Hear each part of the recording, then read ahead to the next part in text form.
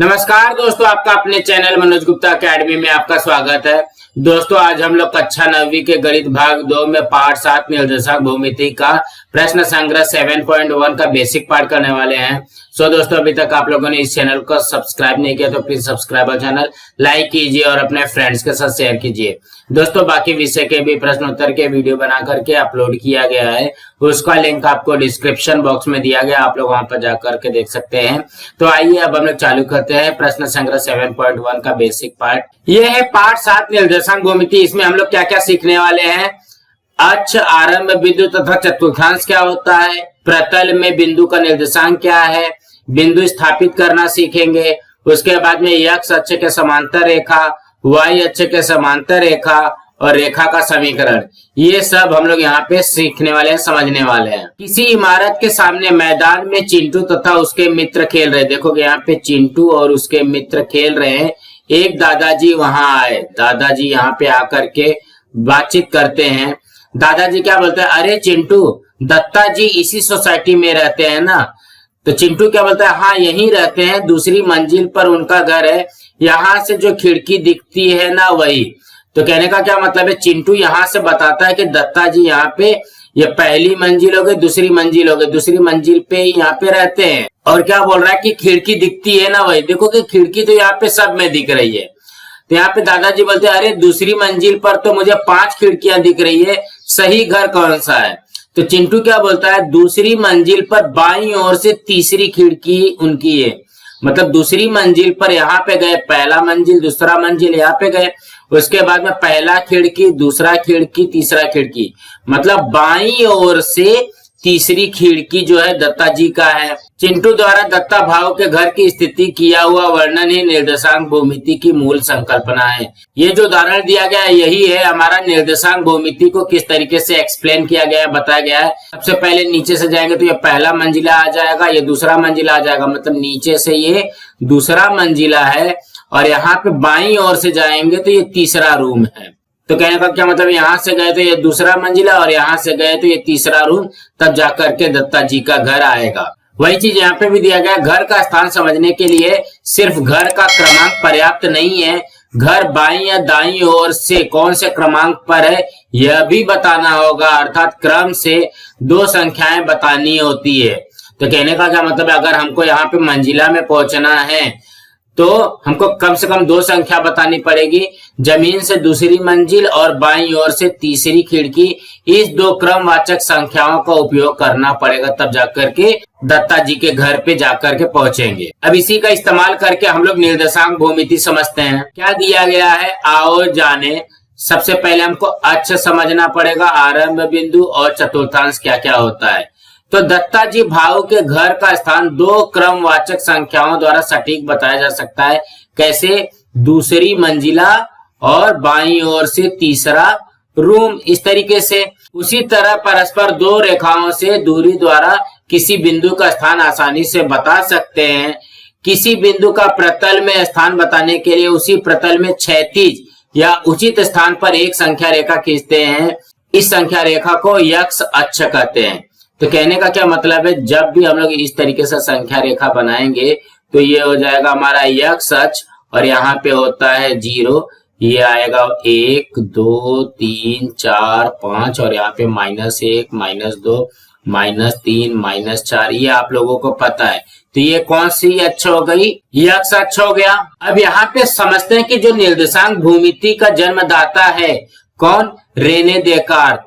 ये 1596 में पैदा हुए और 1650 में एक्सपायर हो गए, खत्म हो गए।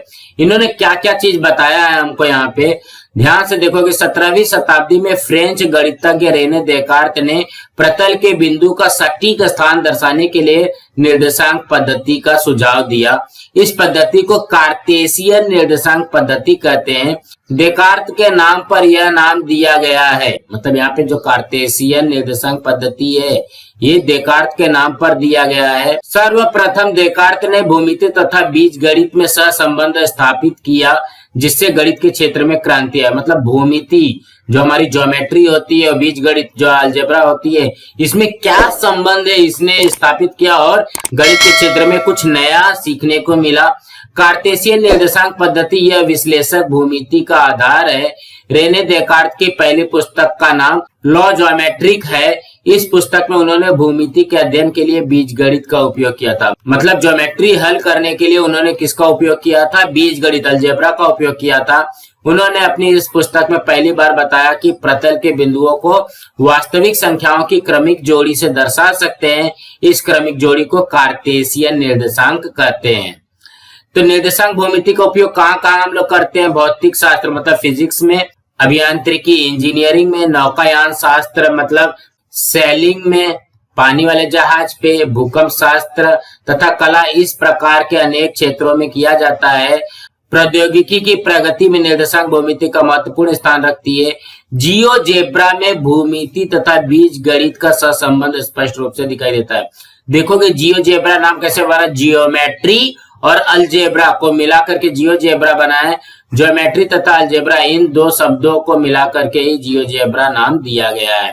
तो कहने का क्या मतलब है, ये जो रेने देकार्त है इन्होंने ही निर्देशांक भूमिति का किस तरीके से उपयोग किया जाता है ये हमको बताया है।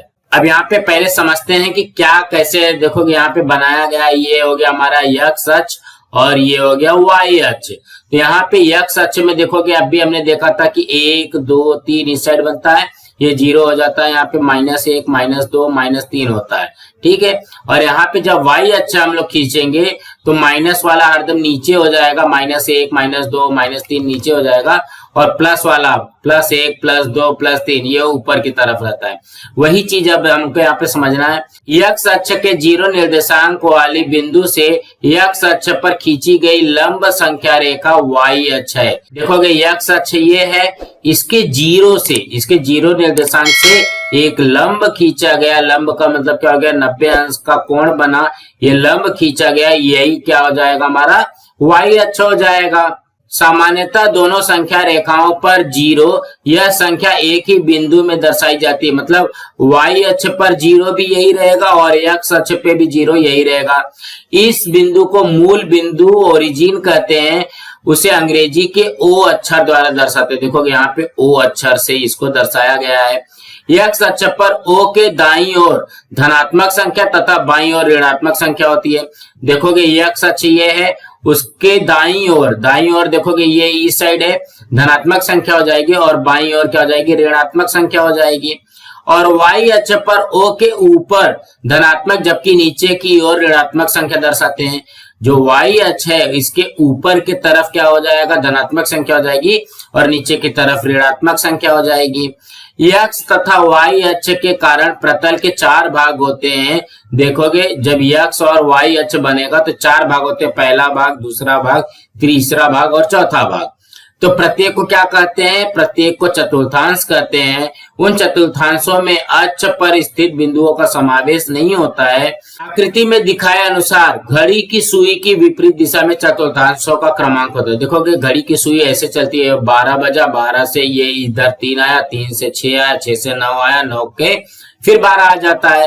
लेकिन ये उल्टा चलता है। उल्टा कैसे चलेगा? देखोगे एक्स अक्ष से चालू होता है तो पहले ये प्रथम चतुर्थांश हो जाएगा, फिर ये द्वितीय चतुर्थांश हो जाएगा, फिर ये तृतीय चतुर्थांश हो जाएगा और ये चतुर्थ चतुर्थांश हो जाएगा। तो कहने का क्या मतलब है? ये घड़ी के विपरीत दिशा में, उल्टी दिशा में ये चलती है। मतलब पहला, दूसरा, तीसरा, चौथा, ये आप लोग ध्यान में रखना। अब यहाँ पे क्या बोला गया? प्रतल के बिंदु के निर्देशांक। तो देखोगे यहाँ पे हम लोगों ने एक्स अक्ष और वाई अक्ष अब देख लिया। अब इसमें बिंदु कैसे हम लोग स्थापित करेंगे? तो यहाँ पे ध्यान से देखोगे क्या लिखा हुआ है? किसी प्रतल पर एक्स अक्ष तथा वाई अक्ष निश्चित किए गए हैं। एक्स बना लिया और वाई बना लिया। उसी प्रतल में बिंदु P दिखाया गया है। P का स्थान उसकी दोनों अक्षों से दूरी निश्चित कर बता सकते हैं। तो यहाँ पे देखोगे बिंदु P यहाँ पे बताया गया, ये हम लोग समझ सकते हैं। तो देखोगे यहाँ से P से ये कितनी दूरी पे हो जाएगा? देखोगे ये वाली जो दूरी है यहाँ पे क्या है? एक्स अक्ष पे 2 है ना। देखोगे यहाँ पे 0 से 1 2, एक्स अक्ष पे कितना है? देखोगे यहाँ पे 2 लिख दिया। और वाई अक्ष पे कितना है? 1 2 3। मतलब ये यहाँ पे कट रहा है ना, ये इस तरीके से जा रहा है, यहाँ पे x अक्ष पे 2 और y अक्ष पे 3 आ रहा है। इसी तरीके से हम बता सकते हैं उसके लिए रेख PM लंब x अक्ष तथा PN लंब y अक्ष खींचे। देखोगे PM ये एक लंब खींच दिया और यहाँ पे PN ये y अक्ष पर लंब खींच दिया। m का x अक्ष पर निर्देशांक कितना है? 2 है और n का y अक्ष पर निर्देशांक कितना है? 3 है। तो इसलिए P का x निर्देशांक 2 और y निर्देशांक 3 हो जाएगा। बिंदुओं के स्थान बताते समय x निर्देशांक पहले बताते हैं। कभी भी जब हम लोग यहाँ पे ब्रैकेट में लिखेंगे ना तो ये पहला वाला किसका रहता है? पहला वाला x का रहेगा, दूसरा वाला y का रहेगा। ऐसी मान्यता है। इसके अनुसार P बिंदु के निर्देशांकों का क्रम 2, 3 निश्चित होता है। बिंदु का स्थान संक्षिप्त रूप में संख्याओं 2, 3 इस जोड़ी से बता सकते हैं। 2 किसका रहेगा? x का और ये रहेगा y का। अब देखोगे वही चीज यहाँ पे भी दिया गया है बिंदु Q के लिए। तो बिंदु Q का यहाँ पे देखोगे x अक्ष पे किस पे है? -3 पे है और y अक्ष पे किस पे है? 2 पे है। तो ये जो -3 है वो किसका हो जाएगा? x का हो जाएगा और ये किसका हो जाएगा? y का हो जाएगा 2। तो बिंदु Q का निर्देशांक क्या आ जाएगा? -3, 2। वही चीज यहाँ पे भी लिखा है बिंदु Q से x अक्ष पर QS एक लंब खींचा और y अक्ष पर QR यह लंब खींचा। Q का x अक्ष पर निर्देशांक -3 और y अक्ष पर निर्देशांक 2 है। इसलिए बिंदु Q का निर्देशांक क्या हो जाएगा? -3, 2 है। तो -3 किसका हो जाएगा? x का और ये 2 जो है y का हो जाएगा। देखोगे यहाँ पे Q का निर्देशांक क्या दिया गया? -3, 2। अब यहाँ पे उदाहरण से समझते हैं क्या बोला गया। संलग्न आकृति में दिखाए गए बिंदुओं E, F, G, T के निर्देशांक लिखिए। तो सबसे पहले देखोगे ये वाला है हमारा बिंदु E। देखोगे E पे x अक्ष पे क्या है? 2 है। यहाँ पे x अक्ष का पहले लिखेंगे 2 और y अक्ष पे क्या है? 1 है। तो ये हो जाएगा 1। तो E का निर्देशांक क्या हो गया? 2 और 1। उसी तरीके से F का देखते हैं। x अक्ष पे क्या है? -3 है। तो ये हो जाएगा -3 और y अक्ष पे क्या है? 3 है। तो यहाँ पे हो जाएगा 3। अब यहाँ पे बिंदु G का देखते हैं। बिंदु G का निर्देशांक क्या है? x अक्ष पे -4 है और y अक्ष पर -2 है। तो ये हो जाएगा -4, -2। अब यहाँ पे बिंदु T का देखते हैं। बिंदु T में कितना है? x अक्ष पे 3 है और y अक्ष पे कितना है? -1 है। इसी तरीके से आ जाएगा। यहाँ पे देखोगे यही लिखा है बिंदु E का निर्देशांक 2, 1 है।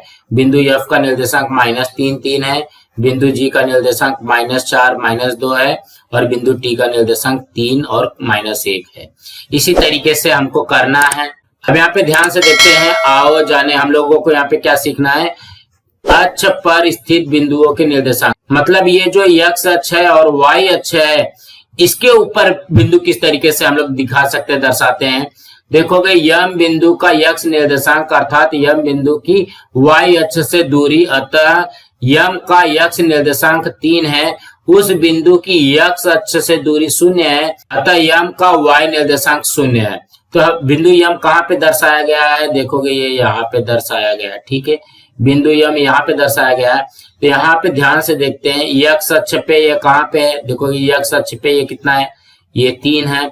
और y अक्ष पे कहाँ है? यहाँ पे ध्यान से देखोगे ये वाली लाइन यहाँ पे जब जाएगी तो y अक्ष पे क्या मिल रहा है हमको? यहाँ पे 0 मिल रहा है। तो यहाँ पे बिंदु यम का निर्देशांक क्या हो जाएगा? 3 और 0 बनेगा।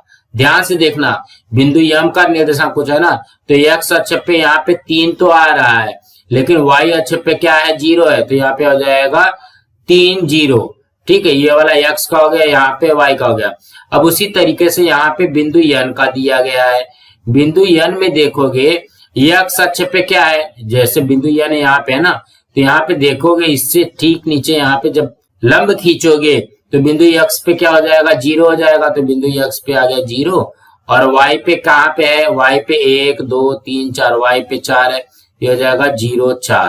तो वही चीज यहाँ पे भी दिया गया है। इस आधार पर x अक्ष पर स्थित यम बिंदु का निर्देशांक 3, 0 है। देखोगे यम का हमने निकाला 3, 0 और y अक्ष पर यन बिंदु का y निर्देशांक 4 है, क्योंकि वह बिंदु x से 4 इकाई की दूरी पर है तथा बिंदु n y अक्ष से दूरी 0 है। देखोगे यहाँ पे x से कितनी दूरी पर है? 4 दूरी पर है और यहाँ पे y अक्ष से दूरी उसकी क्या है? 0 है, अतः इसका y निर्देशांक 0 है। यहाँ पे देखोगे ये जो y निर्देशांक दिया गया ना, ये गलत दिया गया है। यहाँ पे आएगा x निर्देशांक 0 है।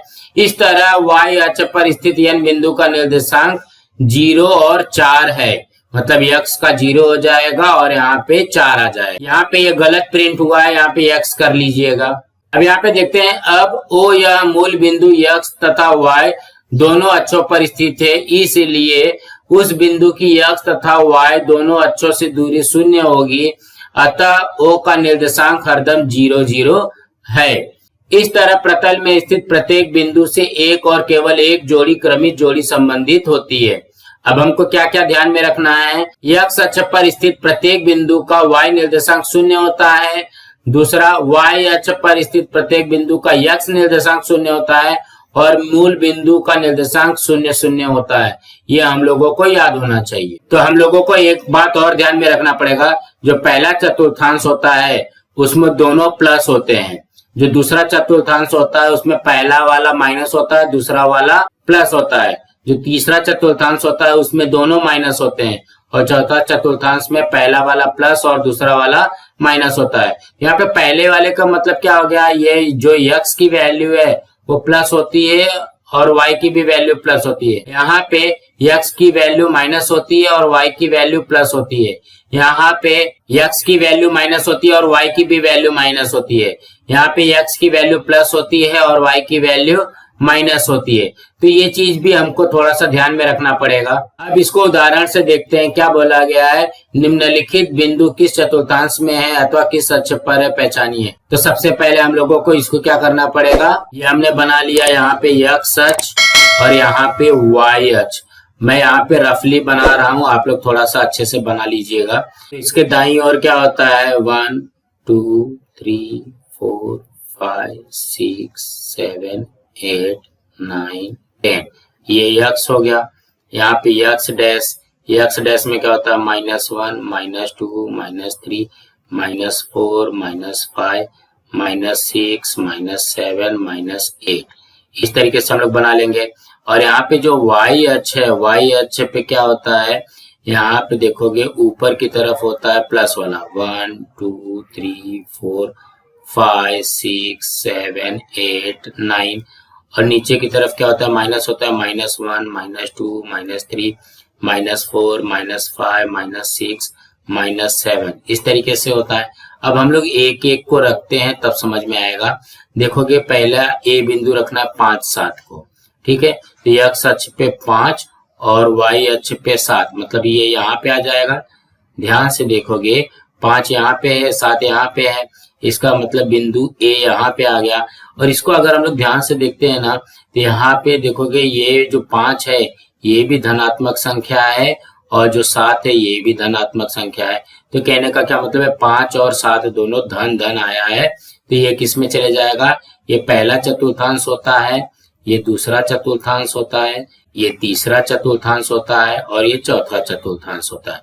इस तरीके से आप लोगों को पता है। देखोगे हल में भी वही लिखा हुआ है, a 5 7 का x निर्देशांक धन और y निर्देशांक धन है, इसलिए बिंदु a प्रथम चतुर्थांश में है। उसके बाद में b में क्या दिया गया, -6 4। देखोगे यहाँ पे x अक्ष पे -6 कहाँ पे है, यहाँ पे है, और y अक्ष पे 4 कहाँ पे है, ये यहाँ पे है, ठीक है। यहाँ पे बिंदु हमारा b बन गया। अब यहाँ पे ध्यान से देखेंगे x अक्ष का माइनस होता है और y अक्ष पे प्लस दिया गया है, तो वही चीज यहाँ पे भी लिखी गई है। बिंदु b -6 4 का x निर्देशांक ऋण तथा y निर्देशांक धन है, इसलिए बिंदु b द्वितीय चतुर्थांश में है। देखोगे दूसरे चतुर्थांश में है। अब c का देखते हैं, c में क्या दिया गया, 4 और -7। तो यहाँ पे ध्यान से देखेंगे x पे 4 और y पे -7, तो देखोगे 4 यहाँ पे है, -7 यहाँ पे है, तो ये हमारा बिंदु c यहाँ पे आ जाएगा ना। अब यहाँ पे आ जाएगा, तो यहाँ पे देखोगे ध्यान से, पहला वाला क्या है, x वाला क्या है, प्लस है, और यहाँ पे -7 है, मतलब ये दूसरा वाला y का मान क्या है, माइनस में है। तो वही चीज यहाँ पे भी लिखी है, c 4 -7 का x निर्देशांक धन तथा y निर्देशांक ऋण है, इसलिए बिंदु c चतुर्थ चतुर्थांश में। देखोगे चतुर्थ चतुर्थांश है। उसके बाद में d का देखते हैं, -8 -9। यहाँ पे देखोगे -8 यहाँ पे आ गया, -9 यहाँ पे आएगा, -7 -8 -9 मतलब इसमें आ जाएगा। तो ये आज हमारा बिंदु डी। तो यहाँ पे कहने का क्या मतलब है, यक्स वाला भी माइनस और वाई वाला भी अगर माइनस है तो तृतीय चतुर्थांश में आता है।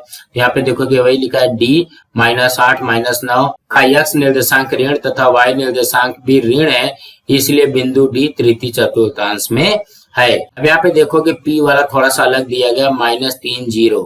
यहाँ पे ध्यान से देखोगे यक्स पे -3 ये यहाँ पे आ गया और 0 वाई पे है, 0 वाई पे यहाँ पे आता तो मतलब इसी रेखा पे आ जाएगी। तो ये क्या हो जाएगा, यक्स अक्ष पर स्थित है। P -3 0 का y निर्देशांक 0 है, इसलिए बिंदु P यह यक्स अक्ष पर स्थित है।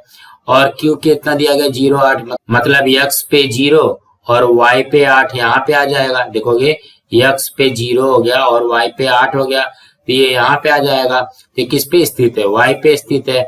तो Q 0 8 का यक्स निर्देशांक 0, इसलिए बिंदु Q यह y अक्ष पर है। तो कहने का क्या मतलब है, दोनों प्लस रहेगा तो पहला चतुर्थांश, पहला वाला माइनस में है तो द्वितीय चतुर्थांश, दोनों माइनस में है तो तृतीय चतुर्थांश, और लास्ट वाला माइनस में है मतलब y वाला माइनस में है तो चतुर्थ चतुर्थांश में होता है। अब आप लोगों को यहाँ पे कृतियां दिया गया है। कृति में क्या बोला गया, आकृति में दिखाए अनुसार विद्यालय के मैदान में विद्यार्थियों को क्षैतिज पंक्ति में बिठाइए जिससे यक्स अक्ष तथा वाई अक्ष बनेंगे। देखोगे यहाँ पे यक्स अक्ष बन रहा है, यहाँ पे वाई अक्ष बन रहा है। यहाँ पे ये जो आर लिखा हुआ है, यहाँ पे जो बिंदु बनाइए ये सारे विद्यार्थी हैं। यहाँ पे क्या बोला गया, रंगीन बिंदुओं के स्थान पर चारों चतुर्थांश में विद्यार्थियों को बैठाइए। पहला विद्यार्थी यहाँ पे बैठा, दूसरा यहाँ पे बैठा, तीसरा यहाँ पे बैठा, चौथा यहाँ पे बैठा, इस तरीके से बिठा दिया। अब अलग अलग विद्यार्थियों के नाम के प्रथम अक्षर का उच्चारण कर आकृति में दिखाए गए अनुसार खड़ी कीजिए और उनके निर्देशांक पूछिए। राजेंद्र 2 2 और कीर्ति -1 0। देखोगे यहाँ पे राजेंद्र का आर लिख लिया है, ये क्या होता है, ये होता है 1 2 3 -1 -2 -3, और यहाँ पे होता है 1 2 3 और ये हो जाएगा -1 -2 -3। अब यहाँ पे देखोगे राजेंद्र का क्या आ जाएगा, ये 2 और ये 2, तो राजेंद्र का कितना हो गया 2 2 हो गया। अब कीर्ति का यहाँ पे के लिखा हुआ है, यहाँ पे क्या हो जाएगा, देखोगे यक्स अक्ष पे -1 है और वाई अक्ष पे 0 है, ये क्या हो जाएगा -1 0 हो जाएगा। इस प्रकार मैदान में की गई कृतियों से प्रतल के बिंदु का स्थान मनोरंजक विधि से वह आसानी से स्पष्ट होगा। मतलब यहाँ पे आप लोग और भी विद्यार्थी का नाम लिख करके, जैसे यहाँ पे मनोज का यम लिख दिया तो ये कितना हो जाएगा, यक्स पे -3 और वाई पे 2, मनोज का कितना हो जाएगा -3 और 2। अगर मैंने यहाँ पे किसी को बैठा दिया अमित को, ठीक है, अमित का यक्स पे -2 हो जाएगा और वाई पे -2 हो जाएगा। यहाँ पे मैंने बैठा दिया ममता को, तो ममता का क्या हो जाएगा, यक्स पे 2 हो जाएगा और वाई पे -2 हो जाएगा। इसी तरीके से हमको यहाँ पे करना है। अब यहाँ पे क्या बोला गया है, आओ जाने, और हमको क्या समझना है, दिए गए निर्देशांकों से संबंधित बिंदु स्थापित करना। मतलब अभी तक हम लोग क्या करते थे, यहाँ पे बिंदु दिया रहता था, उसका निर्देशांक निकाल देते। अब हमको क्या दिया रहेगा, निर्देशांक दिया रहेगा, उसको इस पे बनाना है। तो माना P 4 3 और Q -2 2 बिंदु स्थापित करना है। तो हम लोग सबसे पहले क्या करेंगे, बिंदु स्थापित करने के सोपान क्या क्या नियम है। पहला नियम है, प्रतल में यक्स अक्ष तथा वाई अक्ष खींचिए। यहाँ पे देखोगे यक्स अक्ष खींच लेंगे, वाई अक्ष खींच लेंगे। मूल बिंदु दर्शाइए। मूल बिंदु का मतलब क्या हो गया, यहाँ पे 0 1 2 3 4 -1 -2 और ऊपर की तरफ में 1 2 3 4, नीचे की तरफ में -1 -2 -3, ये इस तरीके से दर्शा लेना है। अब क्या बोला गया, P 4 3 इस बिंदु को दर्शाने के लिए यक्स अक्ष पर 4 दर्शाने वाले बिंदु से वाई अक्ष के समांतर रेखा खींचिए। देखोगे यक्स पे 4 ले लिया, जब यक्स पे 4 ले लेंगे तो वाई अक्ष के समांतर दर्शाने वाली एक रेखा खींचेंगे। उसके बाद में वाई अक्ष पर 3 दर्शाने वाले बिंदु से यक्स अक्ष के समांतर रेखा खींचिए। वाई पे 3 लिया और यहाँ से इस तरीके से एक रेखा खींच दिया। जहां पे ये बिंदु कटेगा वही हमारा हो जाएगा 4 3। देखोगे लिखा हुआ है, इन दो समांतर रेखाओं का प्रतिच्छेदन बिंदु, मतलब जहां पे कटेगा अर्थात P 4 3 है, यह बिंदु किस चतुर्थांश में होगा, निरीक्षण कीजिए। तो ये बिंदु कौन से चतुर्थांश में है, पहले चतुर्थांश में है। अब उसके बाद में चौथा वाला भी इसी प्रकार से Q -2 2 बिंदु स्थापित कीजिए। तो यहाँ पे देखोगे x अक्ष पे -2 यहाँ पे है, तो इसको क्या करेंगे y अक्ष के समांतर इस तरीके से रेखा खींचेंगे और y पे ये कितना है 2 यहाँ पे है, तो यहाँ से इस तरीके से खींचेंगे, जहां पे ये बिंदु कटेगी वही हो जाएगी -2 2। यह बिंदु द्वितीय चतुर्थांश में आया क्या? हाँ भाई ये द्वितीय चतुर्थांश में, ये पहला है, ये दूसरा है, ये द्वितीय चतुर्थांश में। इस निर्देशांक पद्धति के अनुसार R और S बिंदु स्थापित कीजिए। अब देखोगे R में क्या बताना है, -3 और -4। यहाँ पे -3 कहाँ पे आएगा, इसको थोड़ा सा और बढ़ाएंगे तभी तो आएगा ना, x अक्ष पे -3, यहाँ पे -3 हो गया और -4 कहाँ पे आ जाएगा, ये यहाँ पे आ जाएगा -4 ना, -3 के बाद में आता है -4। कहने का क्या मतलब है, ये बिंदु हमारी यहाँ पे आएगी, यहाँ पे क्या आ जाएगा R -3 -4। तो आप लोगों को कंफ्यूज करने के लिए यहाँ पे बना करके नहीं दिया गया है, आप लोग इसको थोड़ा सा और बढ़ा लेना, -2 तक दिया है, -3 हो जाएगा और इसको थोड़ा सा और बढ़ाएंगे -4 आ जाएगा। तो उसके बाद में क्या दिया गया, 3 और -1, x पे 3 और y पे -1, यहाँ पे आ जाएगा, इससे यहाँ पे समांतर खींचेंगे और -1 से यहाँ पे समांतर खींचेंगे, तो ये हो जाएगा हमारा यस 3 और -1। ये कौन सा चतुर्थांश में आया, ये चतुर्थ चतुर्थांश में है, ये वाला तृतीय चतुर्थांश में। अब यहाँ पे उदाहरण में क्या बोला गया, निम्नलिखित बिंदु किस चतुर्थांश में या किस अक्ष पर है लिखिए। तो देखो कि हम लोगों को ध्यान में रखना है, या तो आप लोग इस तरीके से ये टेबल बना करके उसके बाद में इसको हल करोगे तो भी आ जाएगा ना। चतुर्थांश तो ये पता है, ये पहला चतुर्थांश है, ये दूसरा चतुर्थांश है, ये तीसरा चतुर्थांश है, ये चौथा चतुर्थांश है, इस तरीके से हमको दिया गया। तो यहाँ पे देखोगे अभी हमने देखा कि दोनों प्लस रहेगा तो पहले चतुर्थांश में आता है, पहला वाला माइनस और दूसरा वाला प्लस रहेगा तो द्वितीय चतुर्थांश में आता है, और दोनों माइनस रहेगा तो तृतीय चतुर्थांश में आता है। चतुर्थ चतुर्थांश में पहला वाला प्लस और दूसरा वाला माइनस, इस तरीके से भी आप लोग यहाँ पे कर सकते हो। तो यहाँ पे देखोगे पहले वाले में क्या दिया गया, 5 3, मतलब दोनों प्लस है, दोनों प्लस है तो किस में जाएगा, पहले चतुर्थांश में जाएगा। देखोगे 5 3 के लिए लिखा है चतुर्थांश पहला, फिर यहाँ पे पहला वाला माइनस है तो द्वितीय चतुर्थांश में, लास्ट वाला माइनस है तो चतुर्थ चतुर्थांश में। यहाँ पे देखोगे 0 4 दिया गया है, तो x अक्ष पे 0 है और y अक्ष पे 4 है, तो कौन से अक्ष पे रहेगा, y अक्ष पे रहेगा। और यहाँ पे यहाँ पे पांचवें में क्या दिया गया, -3 0, यहाँ पे देखो x अक्ष पे -3 यहाँ पे आ जाएगा और y अक्ष पे 0, ये कौन से अक्ष पे हो जाएगा, ये x अक्ष पे आएगा, वही यहाँ पे भी लिखा है। छठवें में क्या दिया गया, -2 -2.5, मतलब दोनों माइनस है तो किसमें आएगा, तृतीय चतुर्थांश में आएगा। सातवें में दिया गया 5 3.5, मतलब दोनों प्लस में है तो प्रथम चतुर्थांश में। यहाँ पे आठवें में दिया गया -3.5 और 1.5, यहाँ पे देखोगे पहला वाला माइनस में है तो ये द्वितीय चतुर्थांश में आ जाएगा। पहले में क्या दिया गया, 0 -4, अब देखोगे x अक्ष पे 0 और y अक्ष पे -4 यहाँ पे आ जाएगा, कौन से अक्ष पे आ जाएगा, y अक्ष पे आ जाएगा। और 10वें में दिया गया 2 -4, पहला वाला प्लस और दूसरा वाला माइनस, तो ये किसमें आएगा, चतुर्थ चतुर्थांश में आ जाएगा। इसी तरीके से हमको करना है। दोस्तों इसी तरीके से समझना था। दोस्तों आज हमारा यहाँ पे प्रश्न संग्रह 7.1 का बेसिक पार्ट कंप्लीट हुआ। दोस्तों आप लोगों को ये वीडियो कैसा लगा, आप लोग कमेंट बॉक्स पे जरूर लिख करके बताइए, और इस वीडियो को ज्यादा से ज्यादा लाइक कीजिए, अपने फ्रेंड्स के साथ शेयर कीजिए ताकि उनको भी प्रश्न संग्रह 7.1 का बेसिक पार्ट मिल सके, और इस चैनल को सब्सक्राइब कीजिए। नमस्कार दोस्तों।